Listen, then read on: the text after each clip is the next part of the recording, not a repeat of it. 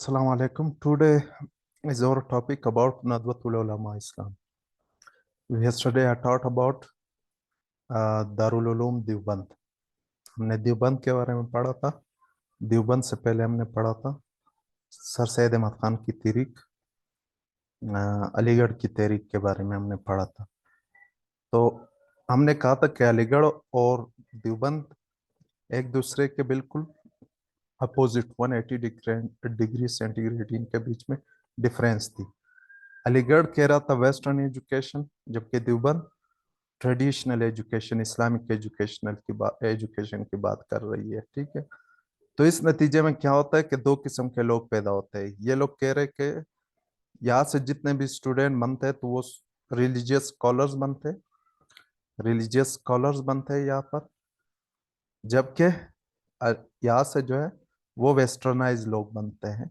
अलीगढ़ तहरीक के बाद यूनिवर्सिटी वगैरह मॉडर्न एजुकेशन हासिल करने के बाद जितने लोग बनते हैं वो वेस्टर्नाइज होते हैं, जबकि यहाँ पर रिलीजियस स्कॉलर्स ये प्रोड्यूस कर रहे हैं. तो जहाँ पर ये लोग जो है, इन लोगों के बीच में बहुत ज्यादा डिफरेंस है. इनको सोच फिक्र में एक दूसरे के दरमियान बहुत ज्यादा डिफरेंस था. तो इसलिए जरूरत पड़ी कि एक ऐसा इदारा हो जहाँ पर इस्लामिक एजुकेशन के साथ वेस्टर्न एजुकेशन में भी बच्चों को पढ़ाया जाए. ऐसे इदारा हो जहाँ पर कोई इस्लामिक एजुकेशन के साथ मॉडर्न एजुकेशन भी ले. तो इसके लिए बनाया गया था दारुल उलूम नदवा. दारुल उलूम नदवा ये मनाई गई थी 1894 में, तकरीबन लगभग इसी टाइम में ये बनाया गया था. अब इसकी जब हम इंट्रोडक्शन की बात करते हैं कि मतलब किसने बनाया था, कब बनी, तो ये 1894 में ये बनती है. बनाने वाले जो है, जिसमें लीडर्स मेन शख्स जो है वो मौलाना अब्दुल गफूर, मौलाना शबली नोमानी बाद में इसे आया, लेकिन इसका सिलेबस जो था वो भी मौलाना शबली नोमानी ने तय किया था. ठीक है. जो फाउंडर है वो मौलाना अब्दुल गफूर है. सही है. और इस तरीके से मौलाना अब्दुल हक का भी बहुत ज़्यादा इसमें किरदार है. तो ये तीन उलमा की इसमें बहुत ज़्यादा पार्टिसिपेशन उन्होंने किया था और इसकी प्रोग्रेस और तरक्की में अपना किरदार अदा किया था. अब ये मौलाना अब्दुल गफूर के साथ ये तो सिर्फ टॉप के क्लास के लोग हैं, लेकिन इसके अलावा और भी सैकड़ों के हिसाब से उलमा थे जो यही इसी सोच को मानते थे कि हाँ बिल्कुल अब जो है टाइम है कि हम लोग, बहुत बड़ी तादाद में ऐसे उलमा भी थे जो कह रहे थे कि देवबंद भी काफ़ी नहीं है मुसलमानों की तरक्की के लिए. देवबंद का जो सोच है वो मुसलमानों के लिए वो भी काफ़ी नहीं है. हाँ ज़रूरी तो है इस्लामिक एजुकेशन, लेकिन इस्लामिक एजुकेशन से तो उसकी आखिरत संवर जाएगी, लेकिन दुनिया में क्या करेंगे. दुनिया में बाकी कौमों के साथ जब मुकाबला करना है तो वेस्टर्न एजुकेशन या साइंस वगैरह उन्होंने भी पढ़ना होगा, वेस्टर्न एजुकेशन भी उन्होंने हासिल करना होगा. तो इसलिए इन दोनों चीज़ों की कम्बिनेशन दी दारुल उलूम, यही नदवा ने ये दी दोनों की. ठीक है. देवबंद ने इस्लामिक एजुकेशन की तरफ ध्यान दी, जबकि अलीगढ़ ने वेस्टर्न, और नदवा ने इन दोनों का मिक्सचर, दीनी भी या इस्लामिक एजुकेशन भी वेस्टर्न एजुकेशन भी, दोनों को मिलाकर बच्चों को यह तालीम दिया जाता था दोनों हवाले से. ठीक है. हाँ. अगर आप लोग बात कर रहे हो तो मैं आप लोगों को नहीं सुन रहा हूँ, प्लीज टाइप करें अभी कोई अगर बात कर रहे हो.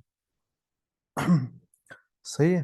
तो ये आगे चलते हैं. यही कह रहे हैं कि एक साइड पर क्या है, अलीगढ़ है, दूसरे साइड पे दारुल उलूम देवबंद है. दोनों के एक दूसरे से बिल्कुल सोच एक दूसरे से मुख्तलिफ है. दारुल उलूम देवबंद ने क्या किया, उसने मॉडर्न एंड वेस्टर्न एजुकेशन उन्होंने मुकम्मल तौर पर उन्होंने साइडलाइन कर लिया, नेग्लेक्ट कर लिया. जबकि अलीगढ़ ने किस चीज पर स्ट्रेस दिया, उन्होंने वेस्टर्न एजुकेशन पर ध्यान तो दिया, लेकिन इस्लामिक एजुकेशन को उन्होंने काफी हद तक निगलेक्ट किया. तो इसके नतीजे में मुसलमानों के अंदर दो किस्म के क्लास पैदा हो गए, दो किस्म के लोग पैदा हो गए, एक वेस्टर्नाइज, दूसरा इस्लामिस्ट. इन दोनों की एक दूसरे के साथ जो सोच थी वो भी नहीं मिल रही थी. ठीक है. तो बिल्कुल एक दूसरे से मुख्तलिफ किस्म के लोग पैदा हो गए. तो इसलिए अब जरूरत पड़ी कि एक ऐसा इदारा हो जो दोनों को कवर कर सके. तो यही बनती है ٹھیک ہے، 1894 میں اس کی بنیاد بنتی ہے، اور اس کو ہیلپ کرنے والا جو ہے نواب حیدرآباد، نواب بھوپال وغیرہ، جو شروع میں اسے فائنینشیل ڈیفیکلٹیز آئی، تو انہی نوابوں نے جو ہے اس ادارے کی بہت زیادہ مدد کی تھی۔ اس کے علاوہ جو ایسٹ انڈیا کمپنی جو تھی، انہوں نے بھی اس ادارے کی مدد کی تھی شروع میں، اور آگے چل کر اس ادارے نے تو کافی ترقی حاصل کر لی، لیکن اتنا ایڈوانس نہیں بنا جس طرح، اتنی فیم اسے نہیں ملی جس طرح دیوبند کو ملا تھا یا علی گڑھ تحریک کو ملی تھی۔ تو فیمس تو نہیں تھے، البتہ ان کا بھی سوچ ٹھیک تھا کہ ہمیں ایسے لوگ چاہیے جو ویسٹرنائز بھی ہو، اسلامسٹ بھی ہو، سب کچھ وہ سمجھتے ہو، اپنی آخرت بھی ان کی سنور جائے، دنیا میں بھی وہ کامیاب ہو، اپنے اسلامک اقدار کو بھی نہ بھولے، لیکن ساتھ ساتھ سائنس اور ٹیکنالوجی کے فیلڈ میں بھی آگے بڑھے۔ تو یہی مین مقصد تھا دارالعلوم ندوہ کا، ٹھیک ہے۔ اور لیکن کیا ہوتا ہے، اتنا زیادہ فائنینشیل برڈن کی وجہ سے، مختلف اور زیادہ فیمس نہ ہونے کی وجہ سے، اتنا یہ مشہور نہ ہو سکا ہندوستان میں، اس کی ہیلپ نہ ہو سکی جس طرح دیوبند کی لوگوں نے کی یا علی گڑھ تحریک میں لوگوں نے پارٹیسپیٹ کیا۔ اب باری باری آتے ہیں اس کے آبجیکٹیو پہ کہ مقصد کیا تھا۔ مقصد وہی ہے کہ بہت ویسٹرن ایجوکیشن اور اسلامک ایجوکیشن یہی دینا، تو یہی اسلامک نالج بھی دینا، ویسٹرن نالج بھی دینا، اور ریفارمیشن، ریفارم کرنا اسلامک ایجوکیشن، وہ جو پہلے تھا دیوبند کی جو اسلامک ایجوکیشن تھی اس میں بھی چینج لے آ جائے۔ اب دیوبند میں کیا ہوتا تھا، دیوبند میں یہ ہوتا تھا کہ وہاں پر جو اسٹوڈینٹس پڑھتے تھے اکثر وہی دیوبندی اسٹوڈینٹس ہی ہوتے تھے، اور اسے خاص فقہ پڑھایا جاتا تھا، فقہ حنفی، صحیح، دیوبند میں فقہ حنفی پڑھایا جاتا تھا، کیونکہ دیوبندی حنفی ہوتے ہیں۔ حنفی بڑی برانچ ہے جس میں دو گروپس ہے، ایک دیوبندی بھی حنفی ہوتے ہیں، اور بریلوی، یہ دونوں برانچز جو ہے اصل میں یہ دونوں حنفی ہیں، ٹھیک ہے۔ تو دیوبند فقہ حنفی پڑھاتے تھے یہاں پر، اور اس لیے جبکہ باقی لوگوں کو یہ ٹھیک نہیں سمجھتے تھے، جو اپوننٹس بھی تھے ان کے، جیسے شیعہ ہو گئے یا باقی جو سیکٹس ہو گئے اسلام میں، تو ان کو یہ ٹھیک نہیں سمجھتے تھے۔ اسٹوڈینٹس کی جو ذہنیت تھی وہ مائیوپک ہوتی تھی، مطلب کم نظر، صرف اپنے بارے میں، اپنے سیکس کے بارے میں سوچنا، اوورال مسلمانوں کے بارے میں نہ سوچنا۔ تو اس طریقے سے ایک تعلیم دیا جاتا تھا جس میں مسلمانوں کے بیچ میں بھی ڈفرینس پیدا ہو رہی تھی۔ تو اب ندوہ کا یہی مقصد تھا کہ مسلمانوں کے بیچ میں یونٹی پیدا کرے، اور یہاں پر نہ صرف حنفی بلکہ ہر قسم کے لوگ یہاں پر آ سکتے ہیں، اہل حدیث، دیوبندی، شیعہ، ہر ایک کو یہاں پر داخلہ دیا جاتا تھا۔ اور جو سلیبس ابھی انہوں نے ریفارم ہو کر بنایا تھا، تو اس میں کسی خاص فرقے کے خلاف بات نہیں کی جاتی تھی، اوورال مسلمانوں کی بات کیا جاتا تھا، وہ چیزیں پڑھائی جاتی تھی جس میں مسلمانوں کے بیچ میں یونٹی پیدا ہو۔ تو انہوں نے ریفارم بھی کیا تھا اسلامک ایجوکیشن کا جو سلیبس تھا، وہی ہے میوچل ڈفرینس، جو مسلمانوں کے آپس میں نفرت ہے اس کو ختم کرنا، پھر مسلمانوں کے ویلفیئر کے لیے کام بھی کرنا، ٹھیک ہے۔ باقی سوشل ایولز، جی وہی ہے، ہندو کی رسمیں ہیں یا شراب جو لوگ پیتے ہیں یا دین سے بالکل دور ہے، تو ایسے لوگوں کو گائیڈ کرنا کہ وہ اسلام کی طرف واپس لوٹے، اور پھر مسلمانوں کی عام زندگی کو بہتر بنانا۔ وہی بہتر کس طرح بنایا جاتا ہے، تو ایک تو اسلامک ایجوکیشن پلس میں نے کہا یہ ماڈرن ایجوکیشن بھی یہ ادارہ دے رہا ہے، صحیح ہے، تو وہ کور کر رہا ہے ان دونوں گیپس کو۔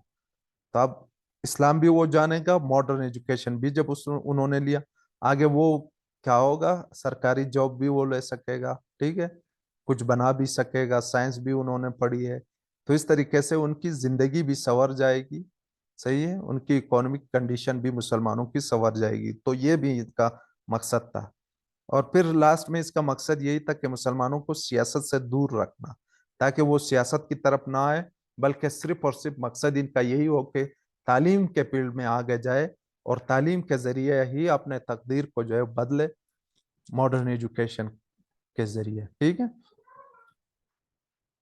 آگے چل کر پھر کیا ہوتا ہے کہ جب ہم بات کرتے کہ اس کے سلیبس کے بارے میں، کہ سلیبس میں کیا کیا تھا، سلیبس کو مرتب کیا تھا مولانا شبلی نعمانی نے، ٹھیک ہے، مولانا شبلی نعمانی آئی تھنک 1904 میں اس نے اس دارالعلوم ندوہ کو جوائن کیا اور 4-5 سال یہاں رہے. انہوں نے سلیبس ماڈرن سلیبس ہی سے دیا جس میں وہی تمام خامیاں جو دیوبند اور علی گڑھ میں تھی وہ خامیاں انہوں نے کافی حد تک دور کیا. ٹھیک ہے. اب یہ سلیبس جو تیار ہوئی وہ 1904 میں اس کی سلیبس بنتی, پھر باقاعدہ اسی سلیبس کے مطابق ہی بچوں کو پڑھایا جاتا تھا. ٹوٹل 8 سال تعلیم دیا جاتا تھا یہاں پر, 8 ایئرز ایجوکیشن ہوتی تھی. ٹھیک ہے. آگے بھی بڑھ سکتا تھا لیکن عام طور پر بنیادی تعلیم کے لیے ایک عالم بننے کے لیے 8 سال یا نالج دیا جاتا تھا اسے. ٹھیک ہے. اس میں کیا پڑھایا جاتا تھا؟ تفسیر قرآن اور حدیث کے حوالے سے. ٹھیک ہے. مختلف فقہوں کے بارے میں پڑھایا جاتا تھا کہ امام شافعی کا پارٹیکولر مسئلے میں کیا موقف ہے, امام ابو حنیفہ کا کیا موقف ہے, تو سب کے بارے میں یہاں پڑھایا جاتا تھا. انگلش ایجوکیشن دیا جاتا تھا یہ. ٹھیک ہے. فلاسفی, لاجک وغیرہ, تو جیسے کیمسٹری, فزکس, تو سائنسز بھی پڑھائے جاتے تھے, انگلش بھی پڑھایا جاتا تھا, زبانیں مختلف زبانیں یہاں پر پڑھائی جاتی تھی. ٹھیک ہے. سائنس سبجیکٹ ہو گئے, تفسیر بھی, ہندی, سنسکرت بھی پڑھائی جاتی تھی, پرشین زبان بھی سکھائی جاتی تھی, عربک بھی پڑھائی جاتی تھی, انگلش بھی پڑھائی جاتی تھی. اس کے علاوہ چند کتابیں بھی پڑھایا جاتا تھا تاکہ مسلمانوں کے بیچ میں ڈفرینس کو ختم کیا جائے. تو حجت البلاغہ یہ شاہ ولی اللہ کی کتاب ہے, امام غزالی کی کتاب اقتصا ہے, اور امام راضی کی کتاب معلم فی اصول الدین, اور ابن رشد کی کتاب کشف ولاسا. یہی کتابیں بھی عام طور پر ان کے سلیبس میں شامل ہوتی تھی. تو یہاں سے جو اسٹوڈنٹ یہاں سے تیار ہوتا تھا تو وہ کم نظر نہیں ہوتا تھا نا.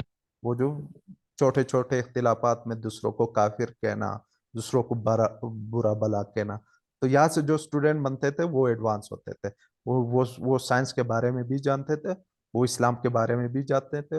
اسے نفرت نہیں سکھائی جاتی تھی بلکہ مسلمانوں کے بیچ میں جو جتنے بھی فرقواریت ہے اس چیزوں کو بھی اسی دارالعلوم ندوہ نے کم کرنے کی کوشش کی تھی. ٹھیک ہے.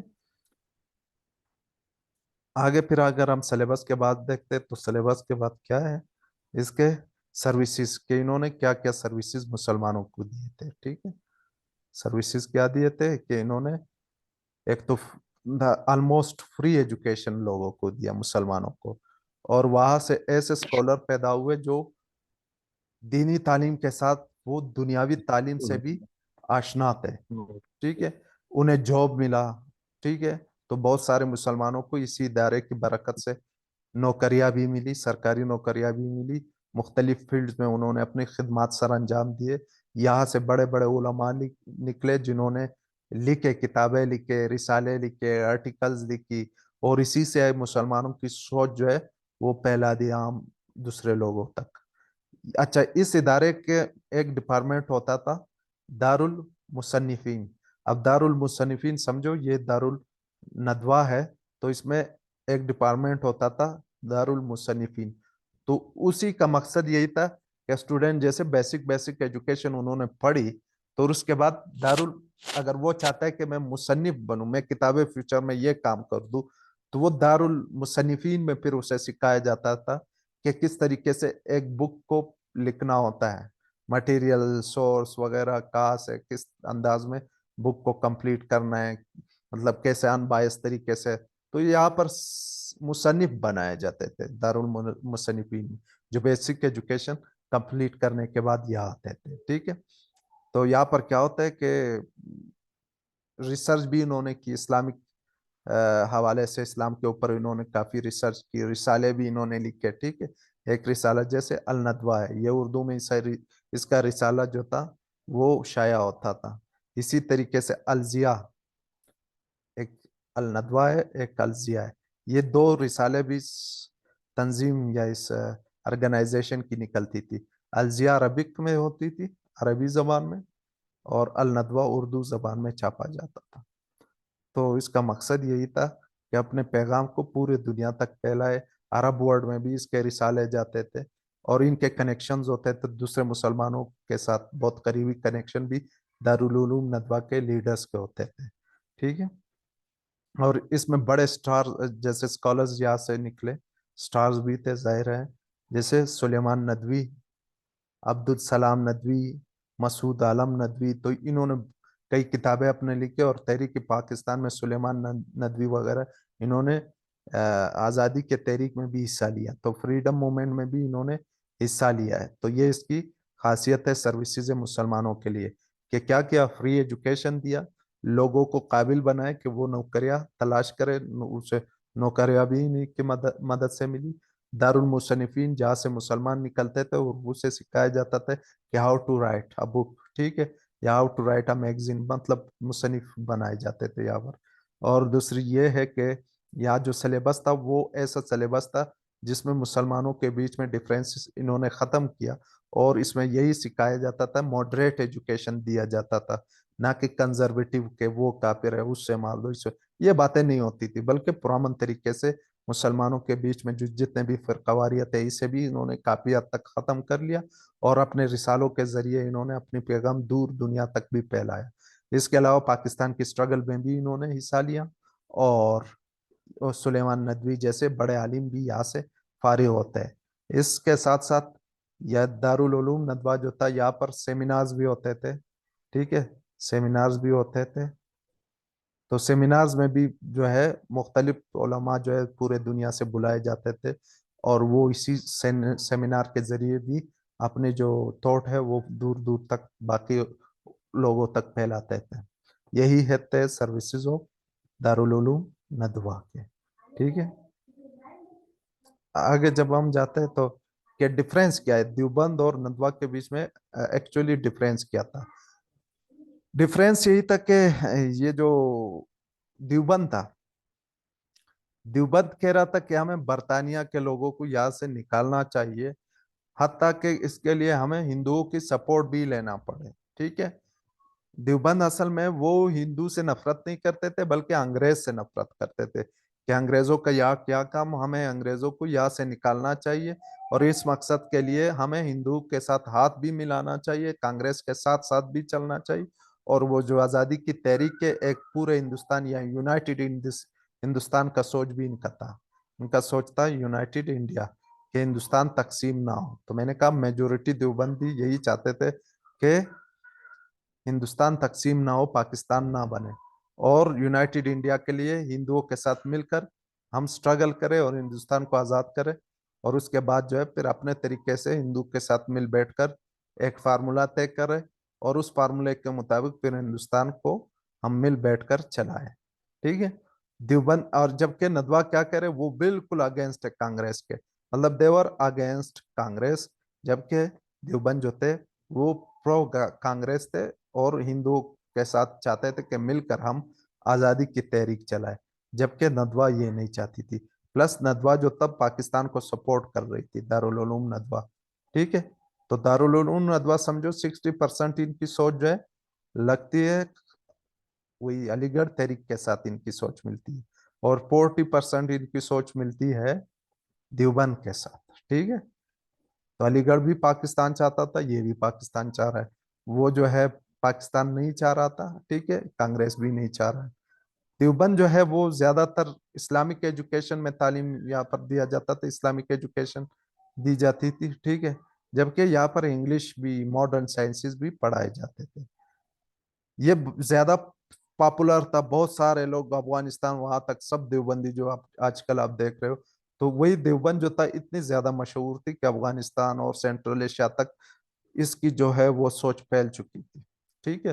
جبکہ دارالعلوم ندوہ جو ہے اس کی اتنی پاپولرٹی اسے نہیں ملی، بہت کم پاپولرٹی اس کو مل گئی، اور اس نے کیا کیا سیکٹرزم جیسے شیعہ سنی وہابی وغیرہ اہل حدیث، اس چیزوں کے اختلافات کو بہت زیادہ کریدا تھا دیوبند نے، جبکہ دارالعلوم ندوہ نے کیا کیا، اس نے یونٹی کی بات کی، ٹھیک ہے۔ اچھا اس کے پاس دارالمصنفین بھی تھے، لیکن ان کے پاس مطلب اس طریقے سے ابھی شاید ہو لیکن پہلے نہیں تھے شروع میں، تو یہ تھوڑا ڈفرینس ہے۔ یہ لوگ ٹو نیشن تھیوری پہ بلیو نہیں رکھتے ہیں، ٹو نیشن تھیوری کو یہ بوگس سمجھتے کہ یہ بوگس ہے، ہندو مسلمان جو ہے وہ ایک ہی نیشن ہے، وہ ایک ہی ساتھ رہے، البتہ ان کے مذاہب ایک دوسرے سے الگ ہے، اور یہ مل کر جو ہے اپنا ایک راستہ طے کر سکتے ہیں، کیونکہ دونوں ایک ہی لوگ ہیں، ایک ہی سیولائزیشن سے رکھتے ہیں۔ تو دیوبندی جو تھے وہ ٹو نیشن تھیوری پہ بلیو اکثریت نہیں کرتی تھی، जबकि Darul Uloom Nadwa to nation theory पे ये लोग बिलीव रखते थे। ठीक है, तो ये इनके बीच में मेन बड़ी बड़ी डिफरेंस थे। तो अगर एग्जाम आ जाए तो इस तरीके से आप डिफरेंस भी लिख सकते हो इसी टॉपिक के ऊपर कि इन दोनों के बीच में क्या डिफरेंस था।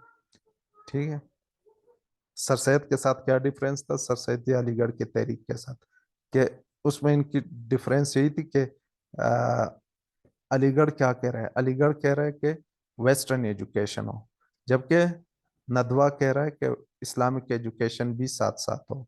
अकेला वेस्टर्न एजुकेशन नहीं बल्कि इस्लामिक और वेस्टर्न दोनों साथ साथ हो। ठीक है, बाकी ये भी टू नेशन थ्योरी पे अलीगढ़ बिलीव रखते हैं, ये भी रखते हैं। ठीक है, पाकिस्तान की मूवमेंट को ये भी बाद में सपोर्ट करते हैं, ये लोग भी सपोर्ट कर रहे थे। ये लोग भी कह रहे कि मतलब अ, वो पॉलिटिक्स से दूर रहो, ये लोग भी कहते हैं पॉलिटिक्स से दूर रहो। तो अलबत्ता बहुत ज्यादा दारुल उलूम नदवा और अलीगढ़ करीब थे, एक दूसरे के बहुत क्लोज थे, इनके सोच काफी मिलते थे। लेकिन ये एक इसकी ज्यादा पॉइंट है कि उन्होंने इस्लामिक एजुकेशन भी दी, ये एक डिफरेंस रहा इनके बीच में। प्लस ये जो देवबंद था, देवबंद अच्छा देवबंद की तरफ दोबारा जाए तो ये चाहते थे, ये कह रहे थे हाँ हम मुसलमानों को पॉलिटिक्स की तरफ जाना चाहिए, पॉलिटिक्स के बगैर ये अपना कामयाबी हासिल नहीं कर सकते। ठीक है, तो इसी की जमात उलमा इस्लाम जो हमने परसों कहा था कि दो विंग बनते हैं, जमात उलमा इस्लाम, जमात उलमा हिंद, ये बनती है। ठीक है, 1919 में ये पार्टी बनती है देवबंद से। ठीक है, फिर बाद में इससे चंद उलमा जो है वो अलग होते हैं, जो पाकिस्तान के फेवर में होते हैं, जमात उलमा इस्लाम, जमात उलमा हिंद, इसकी तादाद ज्यादा थी। ठीक है, ये लोग बाकायदा इन्होंने पॉलिटिक्स में हिस्सा लिया, और ये मॉडर्न है, ये चाहते हैं कि पॉलिटिक्स के जरिए भी जो है जमहूरियत के जरिए इस्लाम लाया जाए, यही मकसद इनका है। ठीक है, यही फजल रहमान पार्टी का भी मकसद है कि थ्रू डेमोक्रेसी, सही है, क्या करे, शरिया ला नाफिज करे। ठीक है, तालिबान और इसमें यही डिफरेंस है, तालिबान कह रहे कि हमें शरिया ला बाय फोर्स अप्लाई करना है, जबकि जुमैत उलमा हिंद या जुमैत उलमा इस्लाम के मुताबिक वो कह रहे थ्रू डेमोक्रेटिक प्रोसेस हमने चेंज जो भी लाना है तो डेमोक्रेसी के जरिए ही लाना है। ठीक है, ये रिफॉर्म पे बिलीव करते हैं। आ, बाकी ये क्या है, ये ऑर्थोडॉक्स है, बहुत ज्यादा अपने फिरके के साथ जुड़े हुए हैं, देवबंदी फिरके के साथ बहुत ज्यादा, अपने फिरके के साथ, अपने फिरके के लोगों के साथ काफी हद तक जुड़े हुए ऑर्थोडॉक्स है। अपने नजरियात को ठीक समझते हैं जबकि बाकी के नजरियात को बोगस समझते हैं। तो ऐसे लोग जो खुद को ठीक समझे, खुद के चीजों पर अमल करे, दूसरों को काफिर या मतलब अपने से नीचा समझे, ऐसे लोगों को कहा जाता है ऑर्थोडॉक्स। ठीक है, जबकि यहाँ पर हम देखते हैं तो ये सब मुसलमानों की इक्वलिटी की बात कर रहे हैं, तो ये क्या होता है, ये मॉडरेट है। सही है, यहाँ पर यूनिटी की बात होती है, ज्यादा छोटे छोटे मसाइल में जो है मुसलमानों के बीच में डिफरेंस इन्होंने नहीं पैदा की, बल्कि इन्होंने डिफरेंस खत्म करने की कोशिश की। तो यहाँ तक हमारे यही दारुल उलूम नदवा की टॉपिक क्लोज होते हैं। ठीक है, बाकी जो कल हमारी टॉपिक होगी वो हम इंशाल्लाह फिर कांग्रेस के बारे में पढ़ेंगे।